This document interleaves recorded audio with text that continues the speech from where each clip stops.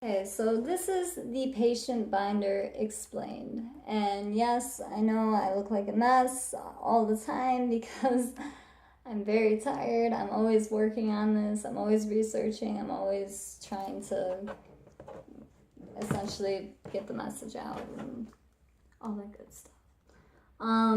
First of all, safety is my biggest priority.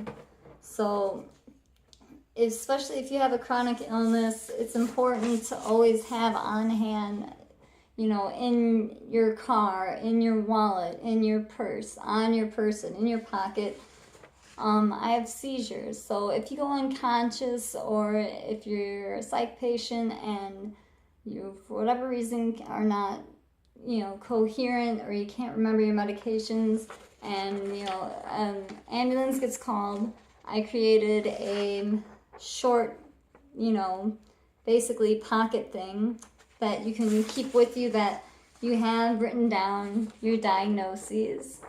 You have your allergies written down. You have your medications written down. Your emergency contact written down. Your insurance. And I leave space for additional comments.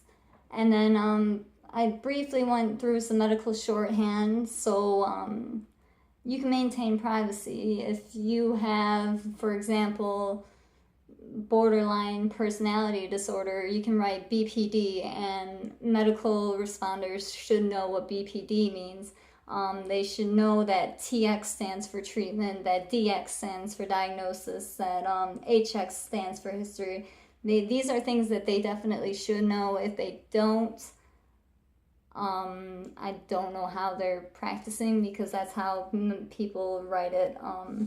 And what you can do with this that I gave to everybody is you fill it out, and this could easily be tucked right into your wallet.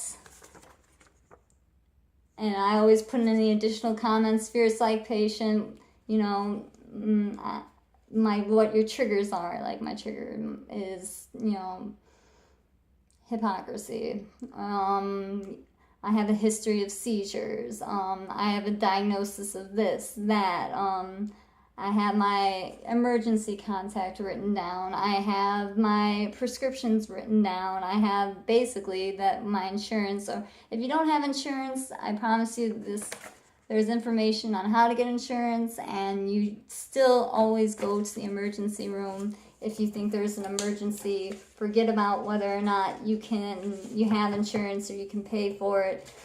It's more important to save your life, and there are people and resources out there that I try to give you those information that will assist you regardless of your ability to pay. They will do that, and I'm trying to get those resources out there. And then I also, if you noticed at the bottom of the medical shorthand sheet, these are all the handy things for people that are psych at the bottom to cut out as well, because they give you information on, you can put this in your wallet. This is the DBSA Chicago information, This is, where you would write down if you're feeling suicidal, who to call and their names. You have that planned ahead. Your doctors and your therapists that you want called planned ahead. And then on the back, you can fold it. And it's crisis hotlines. You can always call the National Suicide Helpline is 1-800-273-TALK, which is 1-800-273-8255. You can always text people 741-741. You can text home. You can text DBSA. You can text NAMI to 741-741, and that's the U.S., it's the crisis text line. So these people are trained counselors, and you don't need to be necessarily having the emergency yourself. You could be worried about a friend, and you can talk to these people, and they will assist you. They are trained to assist you. It is free. I also put down there the dual diagnosed people that are struggling with mental health and addiction issues.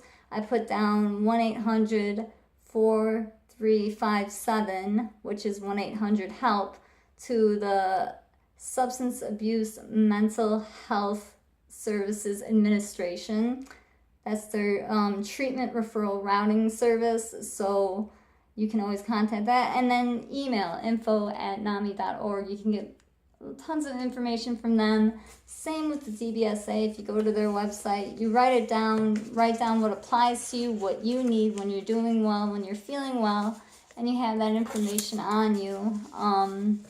So that's one big part. And then we go into detail. Just a quick emergency patient profile that I would put in your binder, and that has your full name and your emergency contact and your address, your diagnosis or diagnoses, your allergy information, your insurance information. Always let them know, are you diabetic? Because that's a huge one that they need to know. Are you pregnant? Again, huge. If you're not able to let them know, these are things that first responders definitely want to know. I put down just, if you're sexually active, I think there's a lot of people are spreading STDs, and you don't have to put that down. Whether or not, if you don't feel comfortable, you can not put it down. If you're using condoms, that's personal, private stuff. If, yes. And I always put down, test me for an STD. If you haven't been tested, get tested. I know it's scary. I know you might find out something you don't want to know, but you need to know. It's very important that you know. But that is totally your choice. All of these, totally up to you what you want to do. Just suggestions. And then basically, again, another place to list your medications real quick. And I always try to leave additional comments at the bottom space. So you can put down, hey, I'm psych. These are my triggers. Or, hey, I have a history of seizures. Or anything that you think is going to be important in an emergency, put it down. And that's, that. Since this is being designed mostly for caregivers or patients, I have, infographics on navigating a mental health crisis. This is an infographic from NAMI. It's nice and pretty, so I'll put that out. And the safety planning, honestly, I got this information a lot from the DBSA, and it's essentially what we would call in the field contract for safety. If somebody is feeling suicidal or they're expressing suicidal ideas, you want them to basically make promises like, if I'm feeling suicidal, I will do this list, But this is also where the patient wants to get involved. When you're calm, when you're feeling not suicidal, that's when you want to fill this out. It's your illness, you do have control. You definitely do. So, that's why I adapted. But basically, you always want to have on hand the name of people that you can contact, that you rely on, at least one. Hopefully, you can get maybe 3 different people that you can call. If you're struggling, speak up. Please speak up. Do not feel ashamed, do not feel embarrassed. And if they make you feel embarrassed or ashamed, then, there are, again, crisis resources that I get into in this binder that you can go and talk to them, talk to someone always. If you're concerned about someone, talk. But this is more or less for the patients. You know your warning signs best. Let's be frank here. What pisses you off? What agitates you? What makes things worse? If this makes things worse, write it down or stop watching the videos. I hope you stick with me because I'm really trying to help you, but I get it. Everybody's at a different place. So, what hospital would you like to go to? How do you define a mental health crisis? Which medications work for you, which don't, if you have to take medications. What do I think others can do to help ease my symptoms? If, you're behaving a certain way, what can they do? We talk a lot about, what suicide, how to prevent it, and blah, blah, blah, blah. That's just a safety measure. There's a lot that you can do to prevent this stuff from happening, and that's what I'm focused on. I give you information about warning signs and symptoms. Again, these were collected from the National Suicide Helpline website, from the NAMI website. They gave you a clever little card that I put up on my Facebook page. I collected them from the NAMI one, the DVSA. This is a whole different matter. The suicide risk factors that are imminent, that means they're, warning. There are protective factors, things that protect people from being at risk for suicide. This is a very delicate document, so I don't just hand it out to people. I haven't given it to people yet because this is really for healthcare practitioners or therapists to fill out. It has good information, but if I can't put it into proper context, it could potentially be dangerous. So,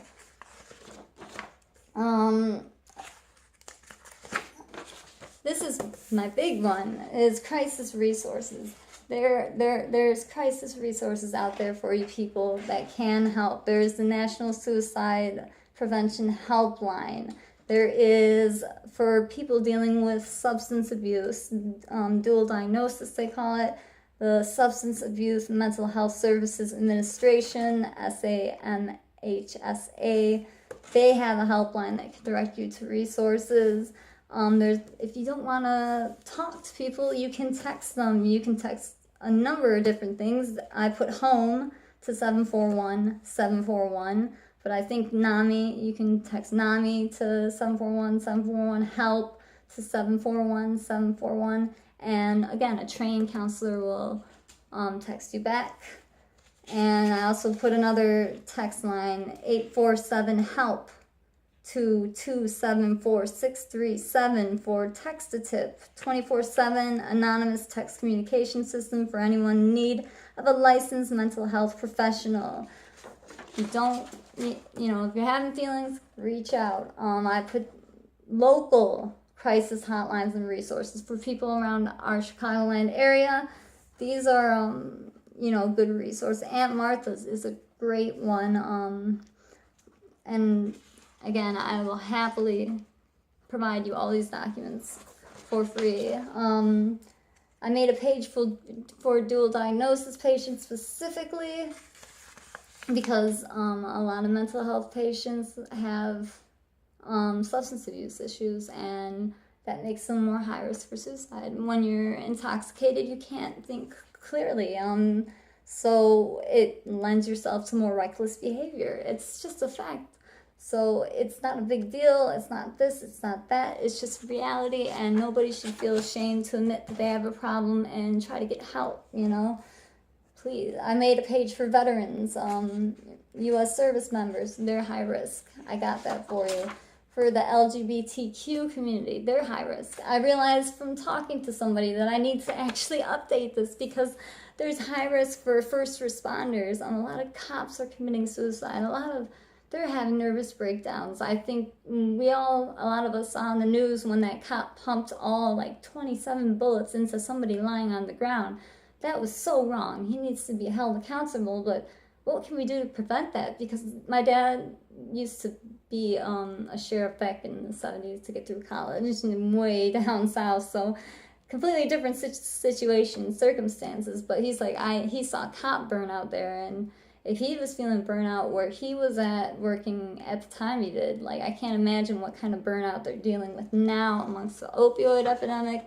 So I need to make a page for them, obviously. I do have a page for specifically the DVSA and NAMI.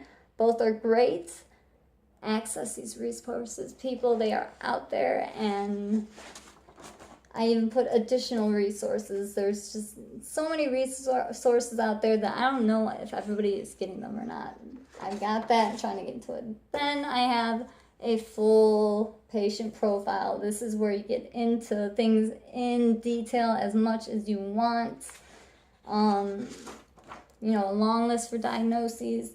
Always date everything. Date the diagnosis. Get them space for additional comments. Anything that you think is of value to your care or relevant to whatever it is, put it down. It can't hurt to write it down. You know, your emergency contacts, your lawyer, you know, if you have a legal healthcare proxy, somebody that's to make medical decisions for you when you can't. There's space, put that there. If you have a defense lawyer, maybe you need to put them down, because you can always call them and be like, this is my situation now. I need a social security lawyer. I need a reference to a lawyer for this and that. They should be able, as professionals, to refer you to the proper resources. And I'm working on trying to make a more thorough explanation of the legal aspects, mental health course specifically, and just stuff like that. We have healthcare provider information. Who is your number one healthcare provider? Write it down, write down there. Do this when you're well, so you have it on you. So when you're freaking out in panic mode and crisis mode, it's very difficult to remember, oh, I can call this person. Oh, I can go to them. It's hard to remember that stuff when you're freaking out. So this is for you to fill out. It is a time investment, but it will come in handy, because when you have a crisis, when you have an emergency, you're not left with wondering, trying to remember where are things at. So I leave pages for additional healthcare practitioners. Hospital preferences. If you have a choice, you can write it down. I can't guarantee that that's where they're going to take you, especially with, you know, the lack of beds for psych in specific. But if that's where you want to go, if you have a choice, I gave you that. Additional comments. If you think there's anything else healthcare workers should know, please list any comments or concerns below. And of course, I always give a blank page. Please make copies of this. Make copies. Hospitalization records. Oh my goodness, this one is huge for anybody with chronic illness. I'm applying for Social Security right now at 28.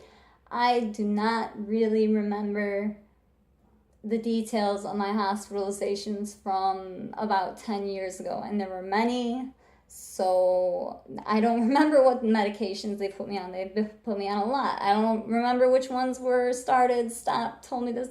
This is where you would write down that. Do it now, even if you have already been put through the ringer. Insurance information.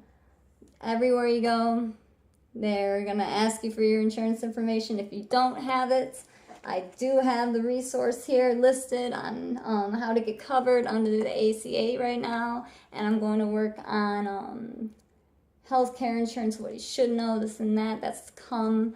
I'm very lucky that my father owns an insurance, well, he owned an insurance agency. He sold the business, so any information I gave you is not to endorse or to go to his business. He's not going to profit off it. He's not, but he can give you some hints about little things in the insurance industry that people don't know that they should. So, current medications in pharmacy. Another thing, I go to the doctor's appointments and they're asking me, you know, what's your pharmacy? What's their phone number? What's their address? I'm like, then I have to dig through my phone and look at this and that. I'm like, yeah, right. I'm just trying to make it easier for people. And this is where you would keep all your medications. Put down the medication, put down the dose, of course, put down the date. What times do you take this medication? Do you take it in the morning, once a day? Do you take it 3 times a day? Do you take it twice a day, once in the morning, once in the evening? Do you take it if you need it? You know, and what are you taking it for? I also consider that people, they constantly ask, are you taking any over-the-counter medications or vitamins, dietary supplements? I included information about that. They do interact with prescribed medications, so you want to give the healthcare workers information like that.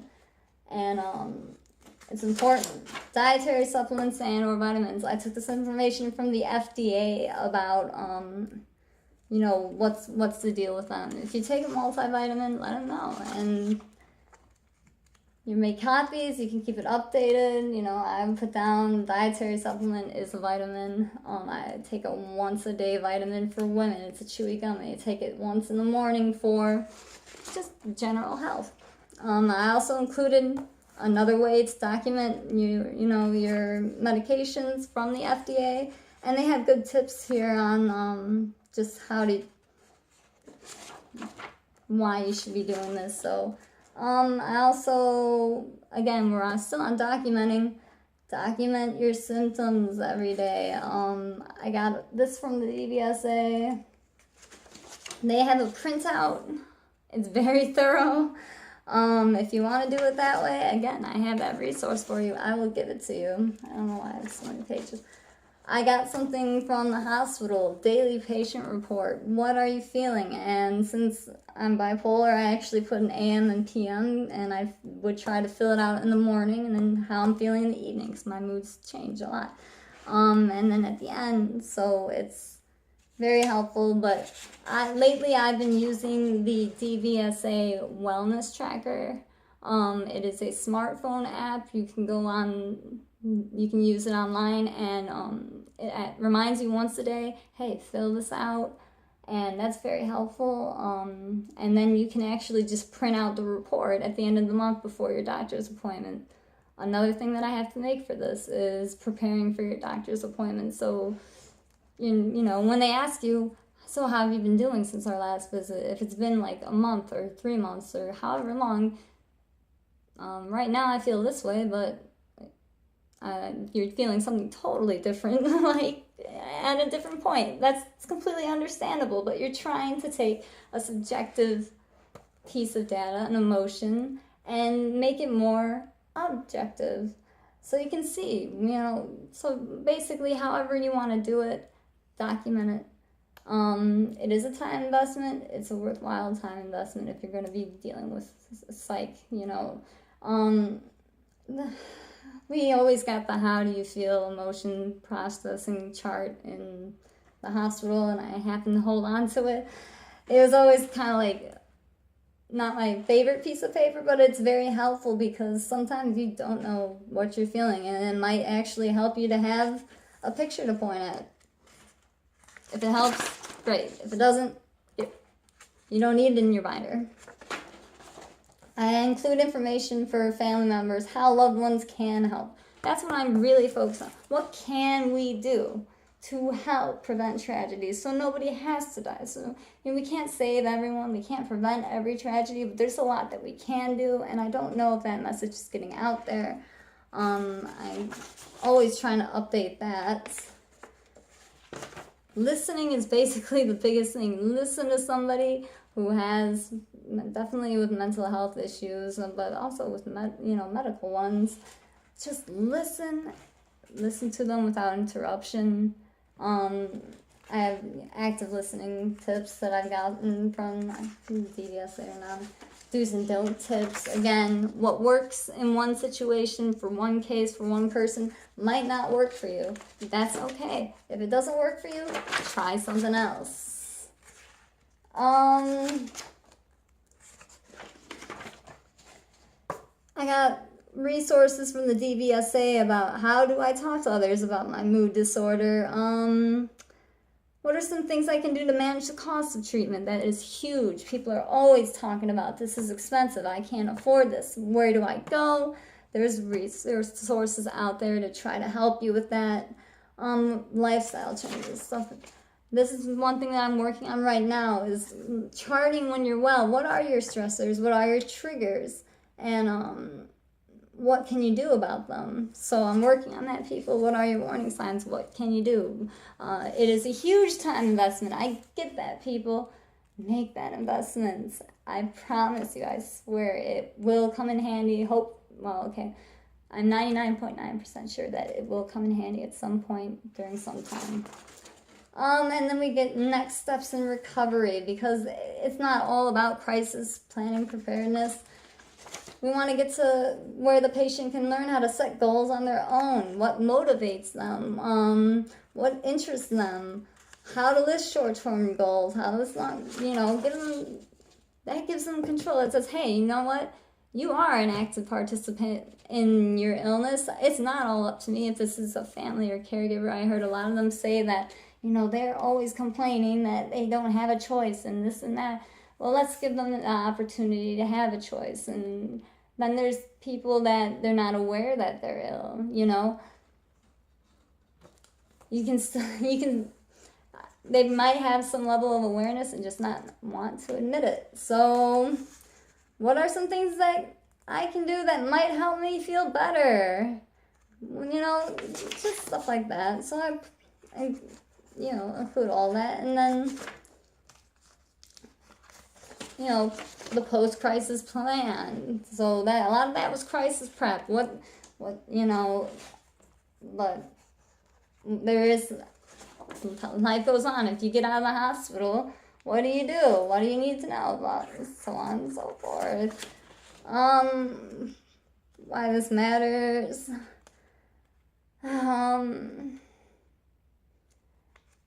This is for mostly dual diagnosis people and addiction and what's going on. There's a lot of confusion in the medical field about addiction medication or addiction medicine, how to practice it, what recovery looks like, how to reach these patients, how medication compliance, a lot going on. So I made a whole thing about that.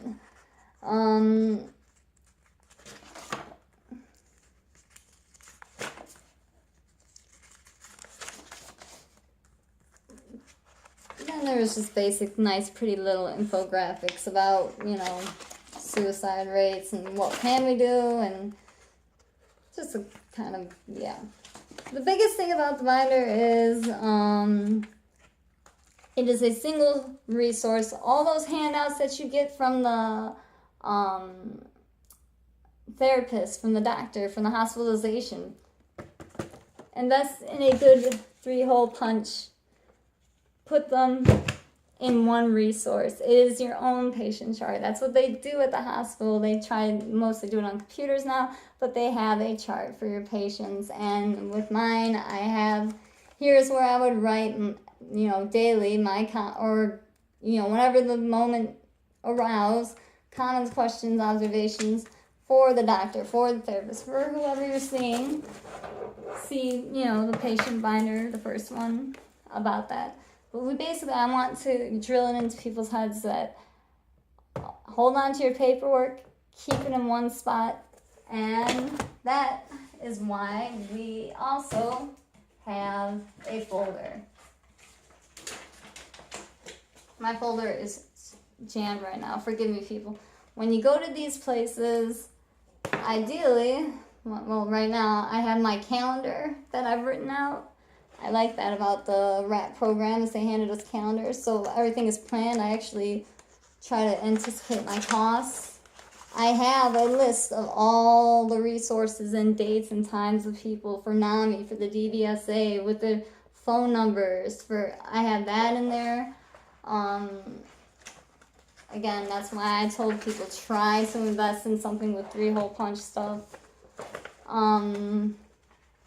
This is where I would put a copy of my patient profile with my insurance information and my emergency patient profile. And then I would, you know, like to leave these parts blank. So the handouts that they give me at that appointment, if they give me any paperwork, I can put it in here. And then later I can review it and put it in the appropriate place in the binder, which would stay at home or, you know, however it applies to your circumstance. I know some people might have to hide this from their loved ones and do everything for their loved ones. Other ones, you know, I'm trying to get it to the point where patients feel motivated, especially psych patients. They're very hard to get to motivate. Keep it in one place and have something handy on the go, because this is a lot easier for most people to bring to those doctors and therapist appointments than a giant binder. And this is where I would take my notes that I've written since the last visit. I would stick it in there before I left. I'd go through that and I'd go over it with the doctor and the provider. So, more to come. Thank you for sticking with me. I'm sorry this is lengthy, but I'd rather give you all the information you need. Always remember, take what you need, leave the rest. It is up to you. You can do it. Stay positive. Think green. Love you guys.